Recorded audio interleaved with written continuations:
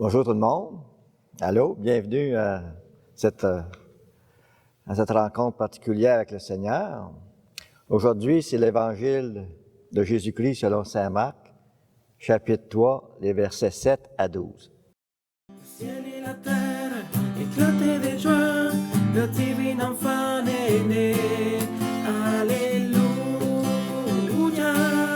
Alléluia. Gloire à toi dans les cieux, Alléluia. En ce temps-là, Jésus se retira avec ses disciples près de la mer, et une grande multitude de gens venus de la Galilée le suivirent. De Judée, de Jérusalem, d'Idumée, de Transjordanie et de la région de Tyr et de Sidon vinrent aussi à lui une multitude de gens qui avaient entendu parler de ce qu'il faisait.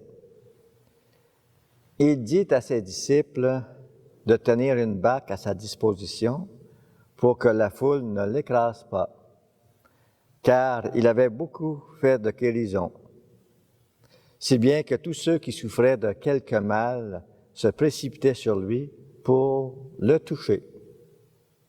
Et lorsque les esprits impurs le voyaient, ils se jetaient à ses pieds et criaient, « Toi, tu es le Fils de Dieu. » Mais il leur défendait vivement de le faire connaître. Acclamons la parole de Dieu. Louange à toi, Seigneur Jésus.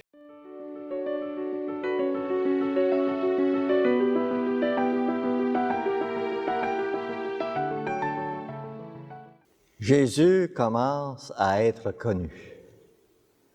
Le bouche à oreille le présente comme un grand prophète, un guérisseur et métaisant. Et comme toujours dans ces cas-là, les gens se précipitent vers l'homme exceptionnel, vers le faiseur de miracles. On est tellement attiré par l'extraordinaire. Par sa vie, Jésus, qu'est-ce qu'il fait? Il enseigne, il guérit, il délivre, il se révèle. Et à l'heure de la passion, de sa passion, il sauve, il accomplit sa mission. Et la vie publique n'est que le prélude à l'œuvre de salut réalisée dans sa mort et sa résurrection.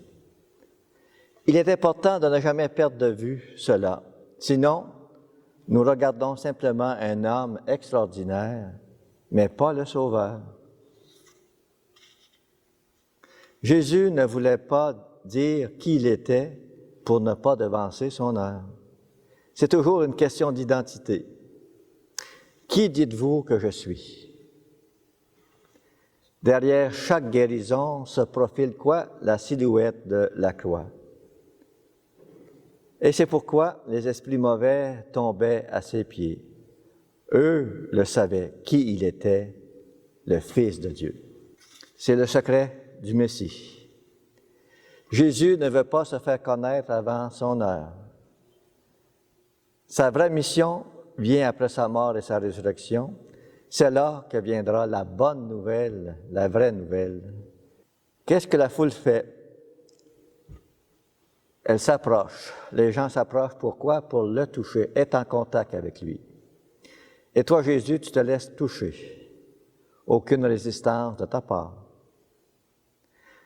Jésus, tu laisses agir ta puissance de guérison qui te vient de ton Père, par des fissures de ta gloire. Toi, Jésus, tu donnes ta vie, tes guérisons effectuées par compassion pour le monde. Pour nous, il faut se laisser toucher par ton amour, qui est le feu de l'Esprit Saint, pour nous faire participer à ta gloire. Par ailleurs, dans notre vie chrétienne, nous aussi, bien souvent, nous courons après l'exceptionnel, l'extraordinaire. Combien viennent à Dieu pour Dieu lui-même, pour Dieu? Savons-nous dire réellement au Christ, tu es le Fils de Dieu, et ça va changer toute ta vie? Combien d'entre nous savons demander à Dieu ce dont nous avons besoin en lui disant, selon ta volonté, Seigneur, tout selon ta volonté. Merci, Seigneur, pour les guérisons que tu veux opérer en nous. Seigneur, viens à notre aide. Nous avons besoin de toi. Tu es notre Sauveur. Tu es le Fils de Dieu. Amen.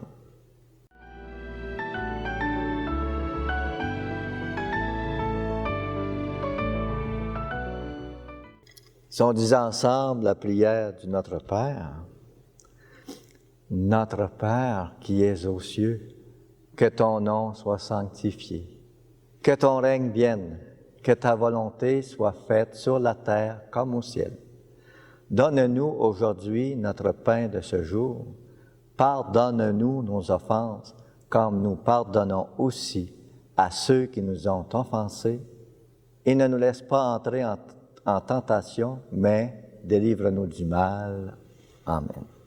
Et que Dieu Tout-Puissant vous bénisse, le Père, le Fils et le Saint-Esprit. Amen.